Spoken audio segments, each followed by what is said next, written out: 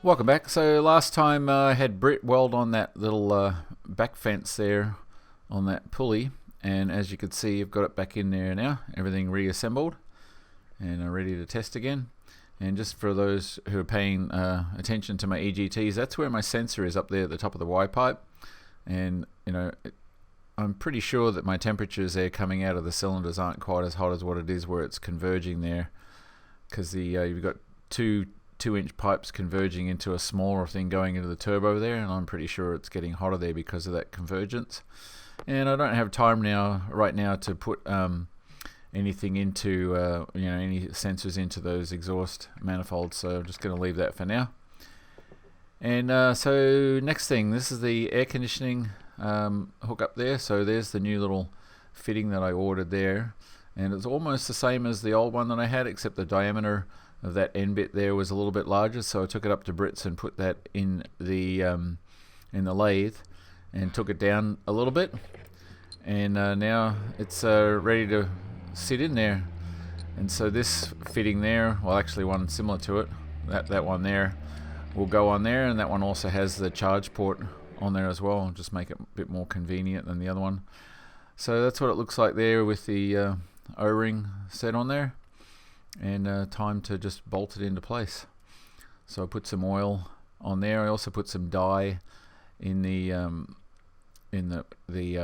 compressor there as well, and some additional oil just in case it's leaking, so I can see where it'd be leaking from. But I'm just gently pushing that in there so the O-ring seats nicely without damaging it, and got that into place, and put the bolt in there to hold it, and was ready to charge up the system. So that's the other fitting there now, put onto the end of the hose where I had before, where the old one where I cut that off. And as I said, I got the charge connection there, so I can hook up to that with my red line to charge the system up. So now we're on to Thursday morning, and I'm charging up the AC system, and I put 48 ounces in there of refrigerant R134, and I'm still not sure if that's enough. It was blowing about 43 degrees temperature because I got a meat thermometer for it, but I might have to put a little bit more in there still. But anyway, the AC is working now, and there's no leaks so far. So I decided to take it out on the runway, and so my next test out on the runway was to test the authority of the Ailerons, and just to see, at a bit faster speed, what putting in full left and right aileron was going to do. And that's exactly what you're about to see here, so I'll let you watch that.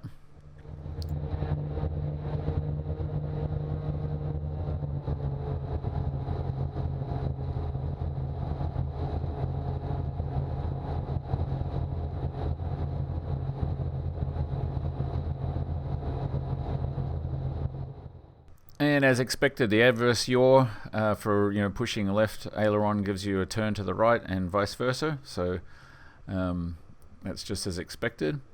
But unfortunately, as you can see here, the shimmy is back.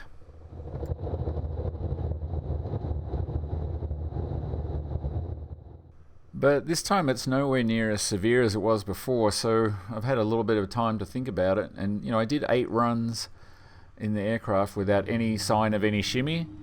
And then all of a sudden, it's back again, and it's pretty much back on every run, but not as bad. So what I'm thinking right now has happened is that the oil that I put in there, that 30 weight fork oil or suspension oil, has managed to get sort of aerated or foamed just from the constant use there of running it up and down the runway.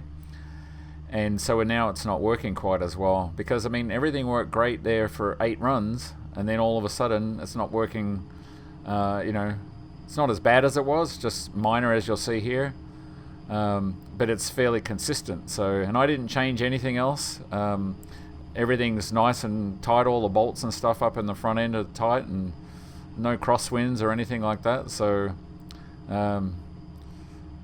that's kind of what I'm thinking. Like when I took that other 5606 out of there, that actually showed signs of, being a bit foamy. So that's what I'm thinking of doing now, is changing out the oil to like a heavier weight oil, and seeing if I can find something that's less prone to foaming. Here's a look of how it was from the nose compartment camera. So I'll let you watch that.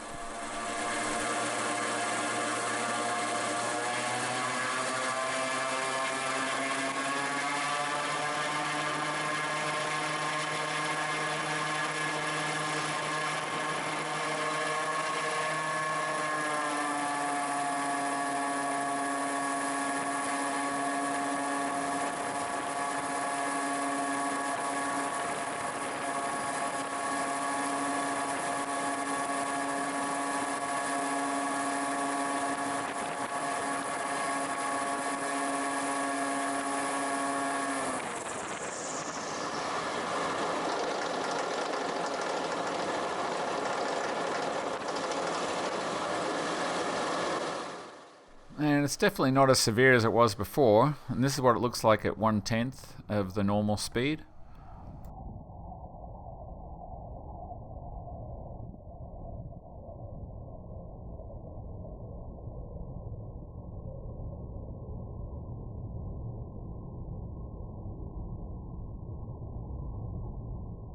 And there's a very slight compression in the strut there before it gets going, but I don't think that's what caused it. I'm still not sure what caused it, but anyway, I think the fix is going to be just to put a heavier weight oil that's less prone to foaming in there. So that's my next project coming up. And something else I noticed when I was taxiing there on Thursday, it seemed like the aircraft was wanting to pull to the right a lot. Like I had to, just ride the left brake a little bit more just to keep it in a straight line.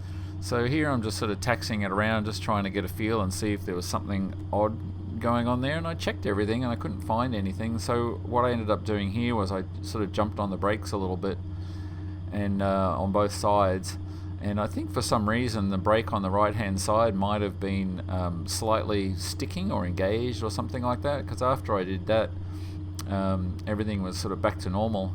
And it may have just been in my mind. There was a bit of a crosswind blowing out there in the afternoon, as you'll see in a little bit. So maybe that's what was causing it. The aircraft was getting pushed around when I was just taxiing along like this. Anyway, I did a couple of turns, as you can see here, and then after that it seemed fine. So I'm not sure what would cause the brake to stick a little bit, and want to make it pull to the right. But whatever it was, it's now fixed, and as you'll see when I took it out today, Friday, I didn't have any problems and that, so whatever it was is now gone and no longer a problem.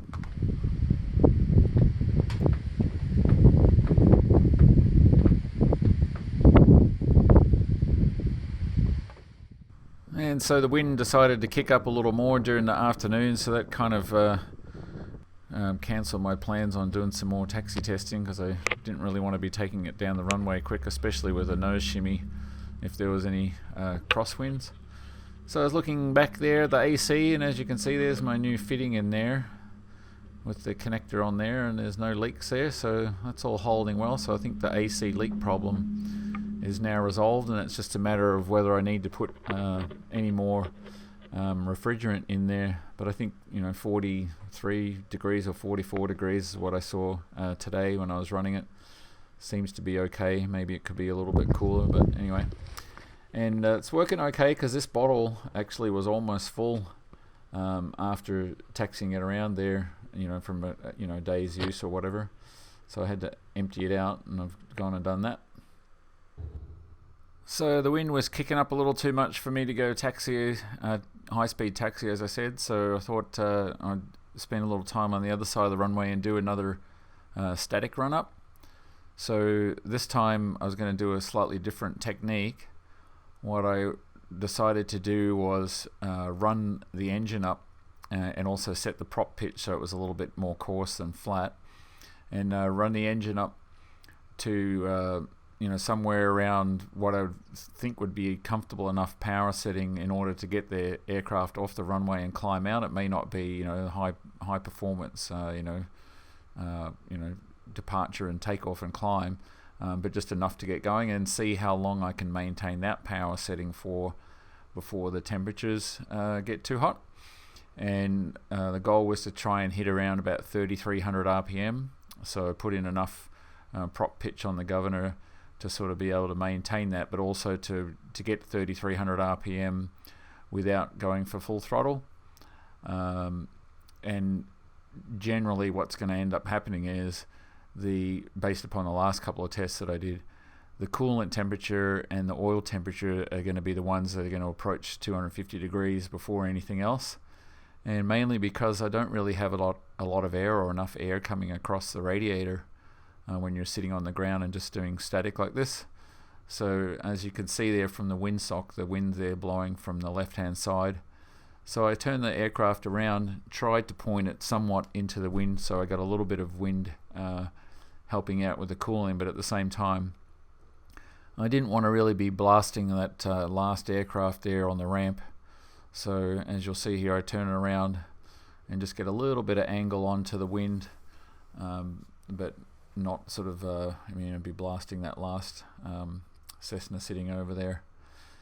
So yeah, and I've got my phone there on the instrument panel, and I was going to set my stopwatch on there again and see how long I could run the engine up until either the oil temp or the coolant temp started to hit 250 degrees. And I actually have inside the ECU, there's you can program it, and I've already done that. I think part of it was already there, but I've also modified it myself. So when the coolant temperature gets up to 250 degrees, it starts reducing the amount of fuel to the engine, and it sort of does it. The higher the temperature goes, the more it reduces the fuel down to about 50%. So it's kind of like a fail-safe there, in that if for some reason you're not paying attention to your temperatures and you're running too high a power setting, the ECU will automatically pull the power back for you. At least it won't change the throttle setting, but it will actually just reduce the fuel delivery by a certain percentage. And there's a table in there that I've configured to what I think is reasonable, and that actually engaged during this test because I got slightly over 250 degrees, and I'll show you that in a little bit once we've done this run. But anyway, I'll let you sit back and watch this little 2-minute run here.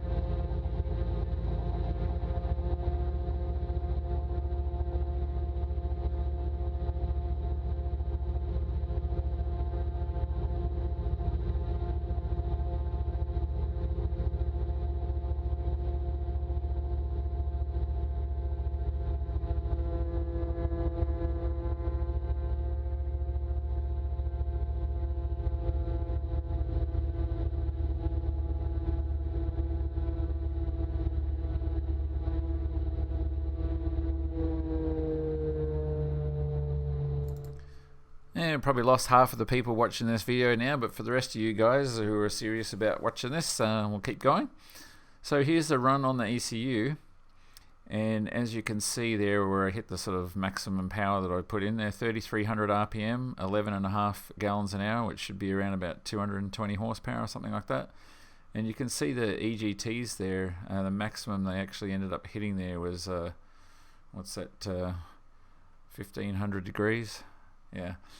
And the coolant temperatures there just over 250 for both the oil and the coolant temperatures, and they started out in 170 and 180, so they're just slowly going up, and it's just because there's just not enough cooling there.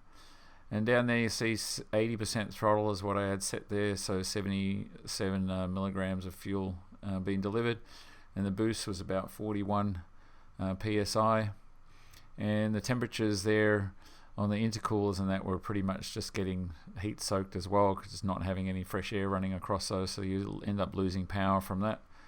But overall, fairly good run, and the wind just didn't let up for the rest of the day, so I headed out and just went to do some editing.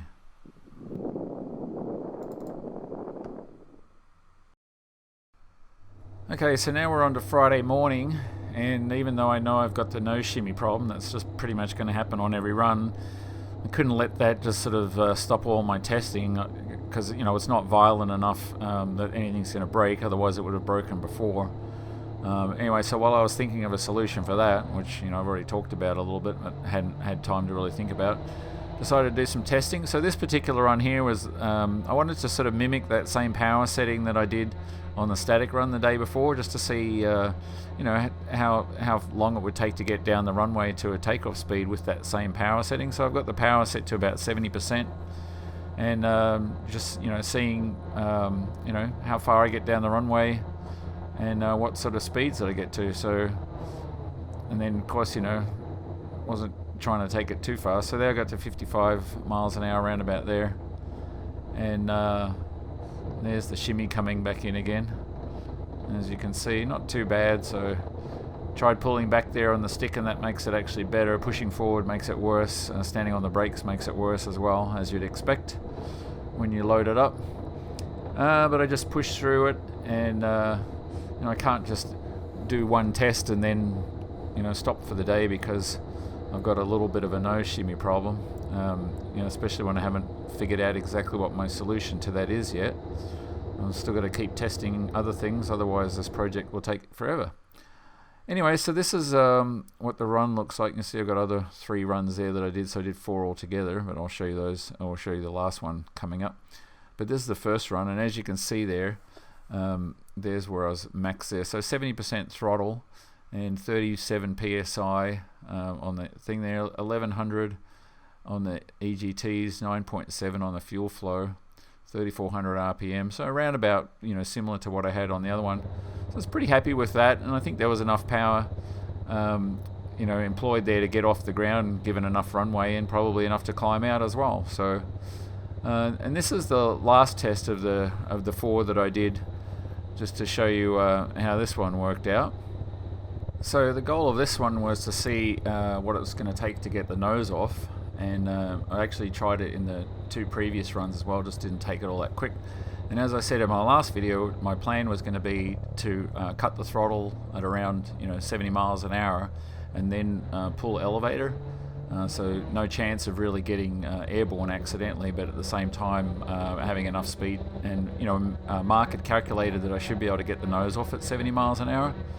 So this is basically what I'm doing right here, so I'll let you watch this.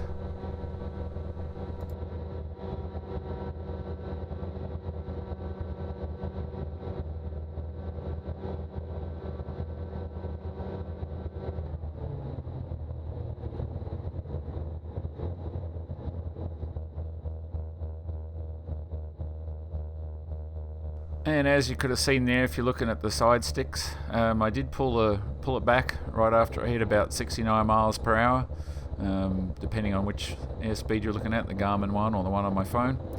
And there's the shimmy coming back in again. And I could feel the nose lifting up, at least coming off the strut, but I couldn't tell whether or not I actually got it off the ground or not. So I actually had to taxi back and park it, and I figured at this point I'd done 4 runs. I didn't want to be glazing my brakes by doing any more for a little while, so I figured I'd done a few runs, and there was a few other aircraft coming on to the airport and flying the pattern and stuff, so I figured I'll get off for a little while and I'll go and look at my video and see what the results of that, because I had my usual cameras on board. And this is what the run looked like, so we can go through that really quickly. So it was a full power run, 45 psi on the intake, 100% throttle, 17.5 gallons an hour, which is, you know, around about 350 horsepower, 3600. So I had some prop pitch in there. Hit about 1900 on the EGT there, and again, I've had it over 2000 before, so I'm okay with that. And you know, everything's running fine with the engine. I haven't done any damage to it as far as I can tell.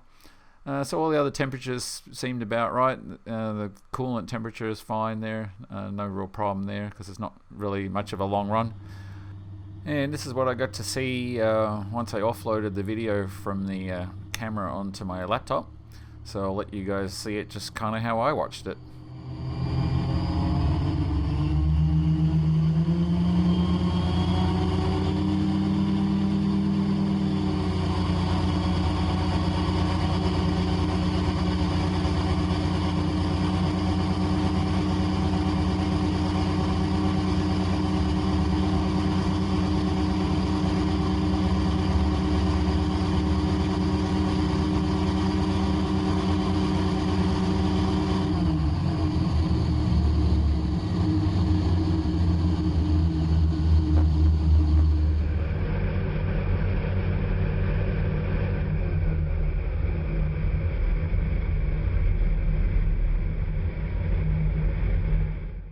And as you can see there, I just had the elevator pull back. I wasn't sort of bouncing it or anything like that. I wasn't really hitting any bumps on the runway, but it came off 3 times there, and that was while it was decelerating. So pretty much right where Mark had projected it to be is where it happened. So even though it was slowing down, there was enough lift there on the foreplane with the elevator in order to hold the nose off there. And if I'd kept the throttle in there, it would have just stayed off the ground. Anyway, as you can see here, even on this view there's coming off just 3 little bounces there, and mission accomplished with respect to getting the nose off. So yeah, time for a beer, I guess. Anyway, and still a little bit of nose shimmy there, as you can see. So I'm going to try and sort that out with using a heavier weight oil, and see if that'll solve it. And also look when I pull the old oil out to see if it's foamed up at all, because I think that's what's gone and happened. Anyway, but not like a monstrous issue now. And next step is just to keep progressing a little further here and see if I can take the aircraft down the runway and hold the nose off for a little bit. So that's the update for the week. Thanks again for watching. Give this one a big thumbs up if you like it, and share it with your friends. And it's, as I keep telling everybody, keep watching the videos. It's not going to get boring. Thanks for watching.